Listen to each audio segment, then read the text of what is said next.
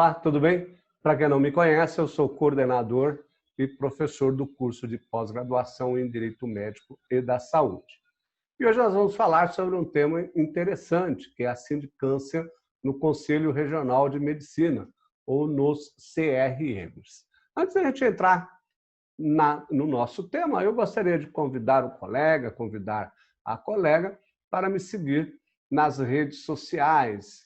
Eu estou no Instagram, @prof.joseval.viana, e também no YouTube, no canal Direito Médico, Prof. Joseval Viana. Vamos, então, falar sobre a sindicância administrativa. Quando nós falamos de sindicância, e também o próprio Conselho Federal de Medicina nomeia processo ético profissional. E a gente vai falar um pouco sobre isso, e é a resolução do CFM número 2145 de 2016, que trata desse assunto. Quando a gente fala sobre erro médico, e aí eu quero fazer uma ressalva de que o advogado e a advogada, antes mesmo de propor uma ação judicial em relação à negligência médica ou representar o médico no Conselho Regional de Medicina, é importante que você, advogado, advogada, faça uma análise. Né? Até você pode fazer a leitura do prontuário médico, a leitura do relatório da enfermagem, do termo de consentimento informado, verificar os procedimentos, se possível, até obter uma segunda opinião, um assistente técnico, para que você não proponha uma ação indenizatória de risco ou mesmo represente o médico ou qualquer outro profissional da saúde de forma inconsequente. Então, eu sempre digo para os meus alunos da pós-graduação que você é o juiz da causa, você é a juíza da causa. Então, antes de propor a ação judicial ou antes de representar o médico, verifique se efetivamente houve uma infração ética, por exemplo, verifique se houve efetivamente uma negligência médica. Porque você vai propor a ação, vai propor a representação, vai causar um transtorno para o médico, para a médica, e, claro, vai ser uma injustiça você processar alguém ou representar alguém que efetivamente não cometeu nenhum erro médico, nenhuma negligência médica e não cometeu nenhuma infração ética. Então, por isso que eu digo, antes de propor a ação, analise, verifique se efetivamente houve uma negligência médica. Muito bem. Você sabe que a negligência médica, a gente sempre classifica em negligência, imprudência e imperícia, lá do direito civil, que aplicamos aqui porque se trata de responsabilidade civil, nós precisamos analisar esses elementos e verificar que o ato médico que causa prejuízo ao paciente, ou seja, é um ato ilícito de acordo com o artigo 927 do Código Civil. O artigo 927 é muito claro, ele dispõe que aquele que pratica um ato ilícito e causa um dano a alguém é obrigado a indenizá-lo. Muito bem. Então, quando você tem o ato ilícito médico ou o erro médico, existem aí 3 consequências jurídicas. A primeira consequência jurídica volta-se para a área indenizatória, ou para a seara indenizatória, onde nós vamos pleitear aí um dano material, eventualmente um dano estético e um dano moral. Podemos, inclusive, requerer a instauração de inquérito policial para apuração de uma lesão corporal culposa ou até mesmo de um homicídio culposo. E aí, o terceiro reflexo do erro médico é a representação, ou como se diz lá no Conselho Regional de Medicina, é denunciar o médico para a instauração da sindicância administrativa. E todo o procedimento está aqui nesta resolução do Conselho Federal de Medicina, que trata do processo ético profissional. Ele trata, na verdade, da sindicância e do processo ético profissional. E é interessante nós entendermos, em primeiro lugar, a questão da competência. Ah, tem competência, professor, ali no Conselho Regional de Medicina para requerer, né, a instauração da sindicância, para denunciar o médico? Sim. Qual que é a competência? Coloquei aqui para vocês, olha, a competência para apreciar e julgar as infrações éticas médicas no CRM, onde o fato punível aconteceu. Então, onde que o fato punível aconteceu? Naquele hospital. O médico, no exercício da profissão, cometeu um erro e aí causou um dano ao paciente. Além de eu entrar com a ação indenizatória, no cível, eu vou representar este médico. E onde que eu vou representar? No lugar onde aquele fato punível aconteceu. Então, é o CRM mais próximo daquele hospital. Então, veja que aqui eu já sei a competência. Muito bem. Isso significa, então, que essa sindicância terá um início. Como é que se inicia a sindicância administrativa no Conselho Regional de Medicina?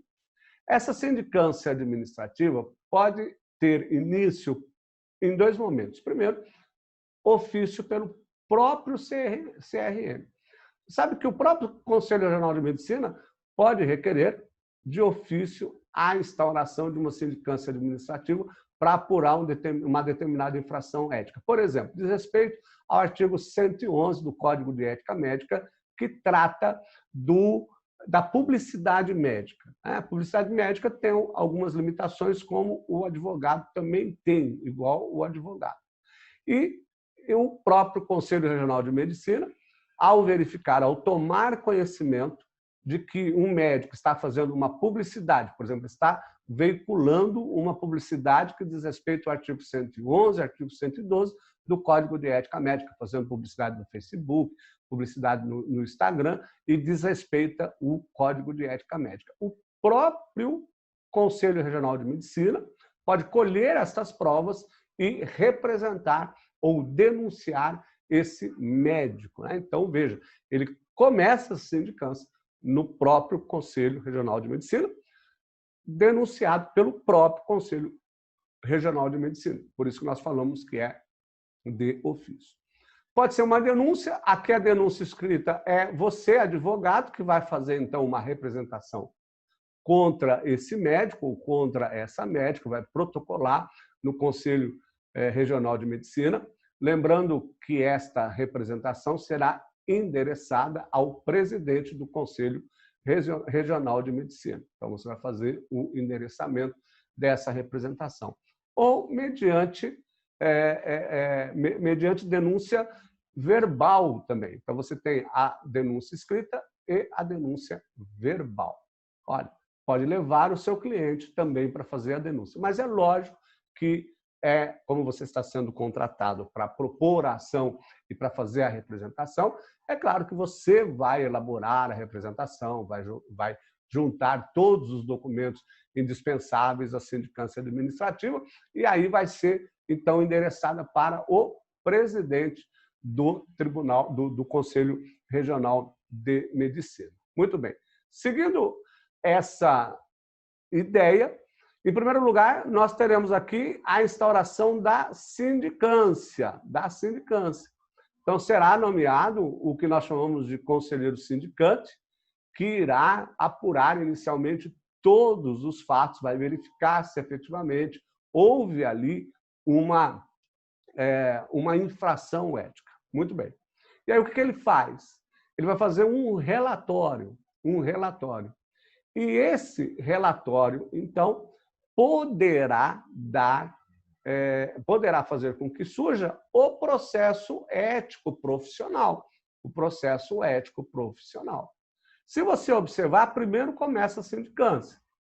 Caso essa sindicância siga, ela será transformada num processo ético profissional, em que agora será nomeado o conselheiro corregedor, e esse conselheiro irá, então, citar, a palavra é essa mesmo, porque está no código, está no PEP, ou seja, está lá no processo ético profissional.